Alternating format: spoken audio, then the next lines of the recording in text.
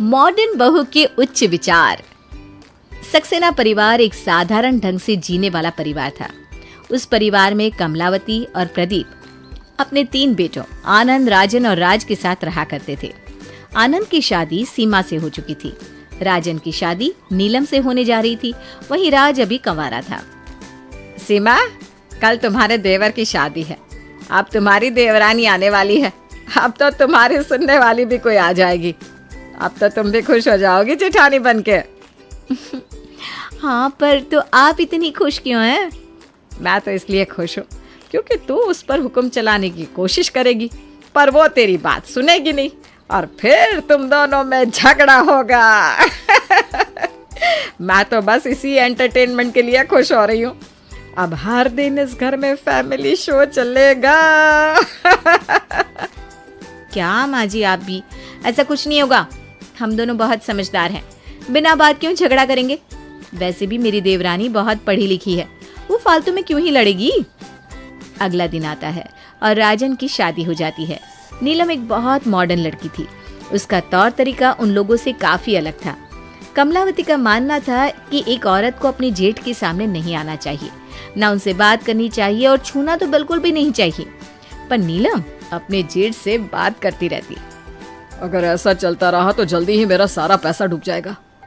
क्या हुआ भाई साहब, अब परेशान क्यों है? कोई बात है क्या? अब क्या बताऊं, मैंने मार्केट में एक दोस्त के कहने पर कुछ पैसे लगा दिए थे और अब वो पैसे डूबते हुए दिखाई दे रहे हैं। बहुत कुछ सोचा था कि फायदा हुआ तो ये करूंगा वो करूंगा, लेकिन अब तो नुकसान ही हो रहा है। भाई साहब, आप परेशान मत हो, देखना सब अच्छा ही होगा। नीलम, इस वक्त तो मेरी परेशानी नहीं समझ सकती। मैंने वो पैसे माँ के लिए रखे थे ताकि उनको सोने के कंगन बनवा के दूंगा, लेकिन अब सब खत्म हो गया, सब खत्म हो गया। अरे भाई साहब, आप ऐसे रोइए मत, अच्छा थोड़ी ना लगता है।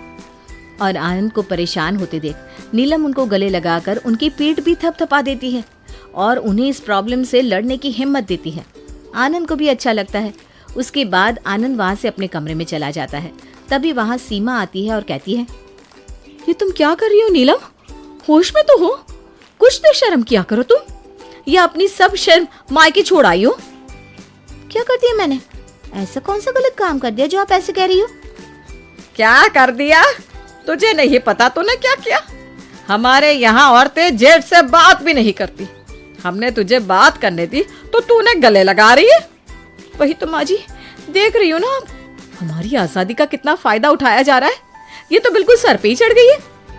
अरे जी, क्या कोई भूत है जिनसे मैं बात नहीं कर सकती? वो तो मेरे लिए मेरे बड़े भाई जैसे हैं। उनसे बात करने में कौन सी शर्म? मुझे नहीं पता, बस तुम मेरे पति को गले वले मत लगाया कर, समझी? अपना ज्ञान अपने तक रख। हमारे यहाँ जो रिवाज है वही चलेगा। वो आप लोग भी ना 1920 वाली सोच के साथ जी रहे हो। आज दुनिया कितनी आगे पहुंच गई और आप लोग अभी भी ये सब मानते हो। खुद गलती करी है और हमें गलत बोल रही है।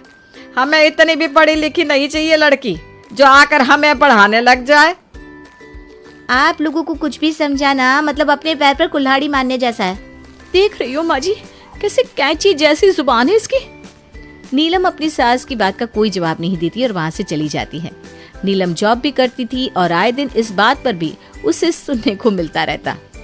अरे बेटा, तेरी नई नई शादी हुई है और तूने अभी से बहू को नौकरी पे जाने दिया। ऐसे में रिश्तेदार क्या बोलेंगे कि बहू की कमाई खा रहा है। और नहीं तो क्या देवर जी, अब देवरानी को बोलो ऑफिस छोड़कर घर संभाले। घर में भी बहुत काम होते हैं। अब उनकी शादी हो गई है, अब तो जो है सब ससुराल ही है, तो क्या करेंगी वो नौकरी करके? हाँ बेटा, वैसे भी तू तो अच्छी नौकरी करता है, तो बहू को क्या जरूरत है जॉब करने की? माँ, वो जॉब अपने लिए कर रही है। उसका जब मन होगा तो वो खुद जॉब छोड़ देगी। वो खुद बहुत समझदार है, तो ये सब मैं क्यों समझाऊं?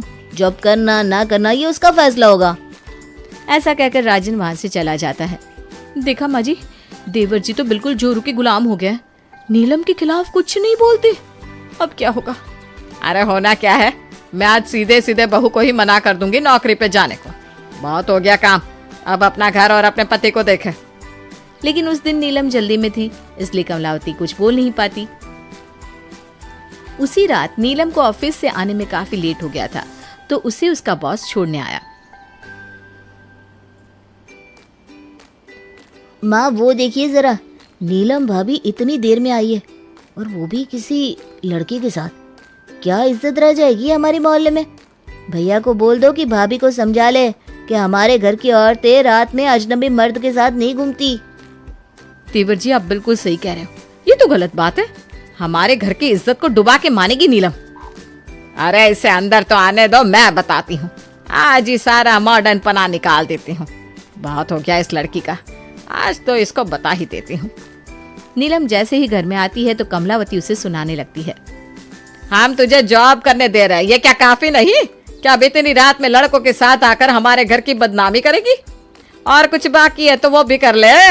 कोई संस्कार दिए क्या तेरे माँ बाप ने, या फिर सब वहीं मार के छोड़ कर आई है? मॉडर्न के नाम पे ये आवारों की तरह मत घुमा कर। चिल मम्मी जी चिल, वो मेरे बॉस हैं और ये कौन सी बड़ी बात है। नीलम ये बोलकर अपने कमरे में चली जाती है, जिससे कमलावती को और ज्यादा गुस्सा आता है। मुझे चिल करने को बोल रही है, अभी बताती हूँ इसे। राजन से शिकायत करती हूँ तब इसकी समझ में आएगा। अब तक सोच रही थी बेटे से क्या बोलूं, बेटे से क्या बोलूं, लेकिन अब तो पानी सर के ऊपर जा चुका है। सही कहा आपने माँ, अब तो भैया ही नीलम भाभी को सबक सिखाएंगे। लेकिन जब कमलावती राजन से नीलम की शिकायत करती है तो उसका जवाब सुनकर हैरान रह जाती है। पहली बात, नीलम एक समझदार लड़की है, वो जानती है वो क्या कर रही है।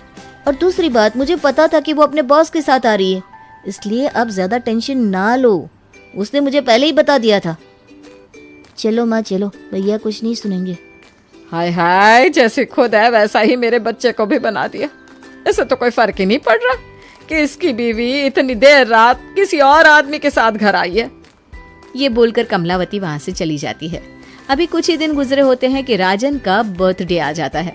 उस पार्टी में जो कोई भी आता, नीलम उसे मॉडर्न तरीके से ग्रीट करती। वो सभी को गले लगाकर हग कर रही थी। ये देखकर कमलावती का खून खौल उठता है। सीमा, नीलम को तो देख जरा, कैसे सबसे चिपक चिपक के मिल रही है। औरतों से मिलना तो चलो ठीक है, पर आदमियों से भी वैसे ही मिल रही है ये लड़की। ये तो मेरा नाक कटवा कर रहेगी। और एक मेरा बेटा है जिसको अपनी बीवी में कुछ गलत दिखाई नहीं दे रहा। अरे क्या होगा अब इस घर का? हम लोग क्या कर सकते हैं माँ जी, वो हम में से किसी की सुनती है जो उससे कुछ कहा जाए। राज जा, और जाकर बहू को यहाँ बुला कर ला। राज नीलम को कमलावती के पास बुलाकर लाता है। कमलावती फिर उसे सुनाना शुरू कर देती है। बहू, अगर तुझे सबसे मिलना ही है तो नमस्ते कर ले, हाथ जोड़ ले, पैर छू ले, पर ये सब क्या कर रही है? हमारी इज्जत है मोहल्ले में, अगर तू ऐसा करेगी तो चारों तरफ बस बदनामी होगी। अरे मम्मी जी, लगता है आप बड़े लोगों की पार्टी में कभी गई नहीं। अरे हाँ, मैं तो भूल गई, आप लोगों को शायद किसी ने बुलाया नहीं होगा ना, इसलिए आपको पता नहीं है। वैसे वहाँ सब लोग ऐसे ही मिलते हैं। अच्छा मैं जा रही हूँ, गेस्ट आ रहे हैं। देख रही हूँ माँ जी, कैसे मुंह पे बेइज्जती करके चली गई। कमलावती नीलम से परेशान हो चुकी थी। वो अपने पति प्रदीप से भी इस बारे में कहती है, पर प्रदीप इन बातों पर कोई खास ध्यान नहीं देता। फिर अगले दिन, सीमा बहू चाय तो दे दे। सीमा दीदी घर पर नहीं है, मैं बना देती हूँ आपके लिए चाय। ठीक है बेटा। नीलम किचन में जाती है और प्रदीप के लिए ग्रीन टी बनाकर ले आती है। अरे बहू, ये कैसी चाय है? इसका टेस्ट तो बड़ा अजीब है। इसमें ना तो दूध है ना ही कुछ स्वाद। दूध खत्म हो गया था तो मुझे बता देती, मैं ले आता। ये ग्रीन टी है पापा जी, अभी कुछ दिन पहले डॉक्टर ने बताया था ना कि आपकी डायबिटीज बढ़ रही है, इसलिए मैंने आपको ये दी है। और ये ना बिना दूध के ही पी जाती है। कमलावती सही कह रही थी, तो कुछ ज्यादा ही मॉडर्न है। मेरी सीमा बहू ठीक है, कम से कम खाने पीने की तो कोई रोक टोक नहीं करती। बताओ ये हरा हरा पानी कैसे पिया जाए? क्या हो गया पिताजी? अरे मैंने इससे चाय मांगी तो इसने ग्रीन टी लाकर पकड़ा दी मुझे। दिन में एक कप चाय भी नसीब नहीं हुई। ये आपके भले के लिए पिताजी। हाँ हाँ, बड़ा भला पता है इसे अपने ससुर का। ले जा अपनी चाय, मैं बना दूंगी इनके लिए। तो खुद पिए और अपने पति को पिलाइए चाय के नाम पे हरा पानी। नीलम को उनका ये रवैया बहुत बुरा लगता है, लेकिन वो कुछ नहीं कह पाती और खुद ही वो ग्रीन टी पी लेती है। राजन के अलावा घर के सभी लोग नीलम से चिढ़ने लगे थे और अब वो उसे बात बात पर ताने भी दिया करते थे। माँ जी, मैं सोच रही थी कि हम लोगों को इस बार केदारनाथ जाना चाहिए। हाँ बहू, सही कहा तूने। अब हमें भोले बाबा के दर्शन कर ही आने चाहिए। मेरे हिसाब से तो हमें पहले पास के मंदिरों में जाना चाहिए और बाद में इतनी दूर। और वैसे भी केदारनाथ जाना उम्र दराज लोगों के लिए काफ़ी मुश्किल है, बहुत चढ़ाई है ना वहाँ पर। लो भाई राजन, अब तुम्हारी मॉडर्न पत्नी हमें भक्ति का पाठ पढ़ाएगी। जहाँ भक्ति होती है ना, वहाँ कुछ मुश्किल नहीं है। समझाओ अपनी बीवी को। कभी गई हो किसी मंदिर जो बातें बना रही हो? बातें तो ऐसे कर रही हो जैसे हर हफ्ते मंदिर जाती हो। भाभी आप रहने दो, हम लोग डिसाइड कर लेंगे कहाँ जाना है। पता चला आप मंदिर गए और भगवान को भी मॉडर्न बना दिया। नीलम को उन लोगों का इस तरह उसे ताने देना बिल्कुल अच्छा नहीं लगता। वो उसी समय उन्हें जवाब देना चाहती थी, पर उसे पता था कि अभी कुछ भी कहने से सिर्फ कलेश होगा, इसलिए वो सही समय का इंतजार करती है। एक दिन राज के ऑफिस के कुछ लोग डिनर पर आते हैं।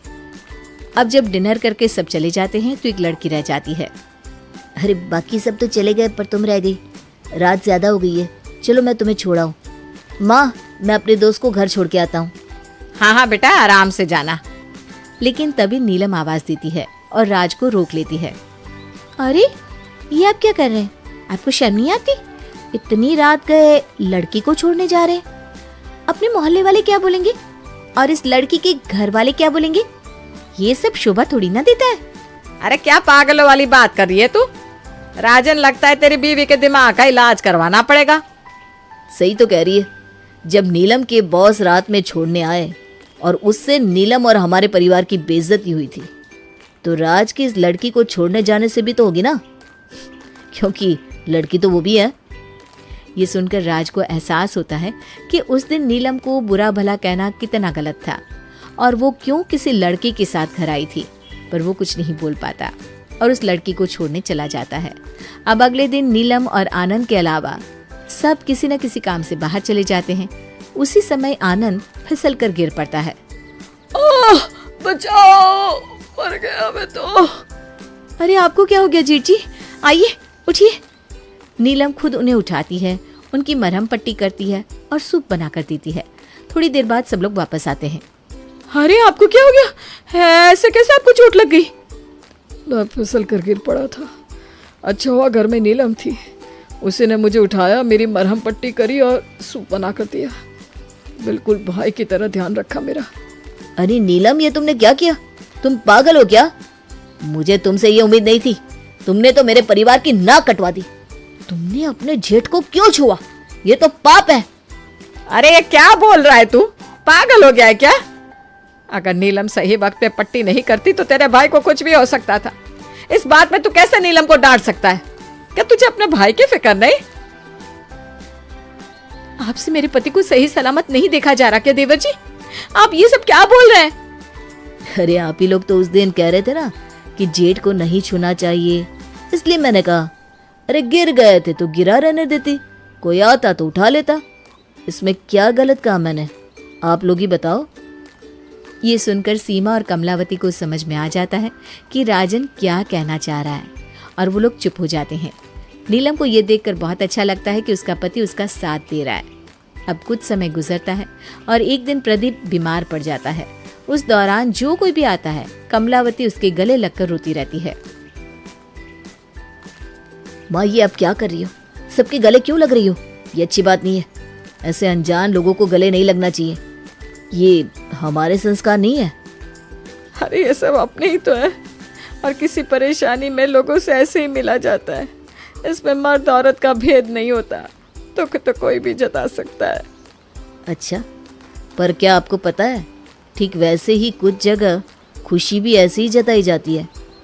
क्या मतलब? मतलब ये कि जैसे उस दिन नीलम सबसे मिल रही थी, वैसे ही आज आप सबसे मिल रही है। बस फर्क यह है कि ऐसे मिलने के तरीके को आप समझती हो और उसके तरीके को नहीं समझती। वो भी कुछ गलत नहीं था। ये सुनकर जब कमलावती अपने और नीलम के लोगों से मिलने के तरीके पर ध्यान देती है तो उसे समझ में आता है कि राजन सही कह रहा है। इस बारे में तो मैंने कभी सोचा ही नहीं था बेटा, तू सही कह रहा है। समाज के अलग अलग तबके में लोग अलग अलग तरह से मिलते हैं, और उसमें कोई बुराई नहीं है। तभी सीमा वहाँ प्रदीप के लिए काढ़ा बनाकर ले आती है।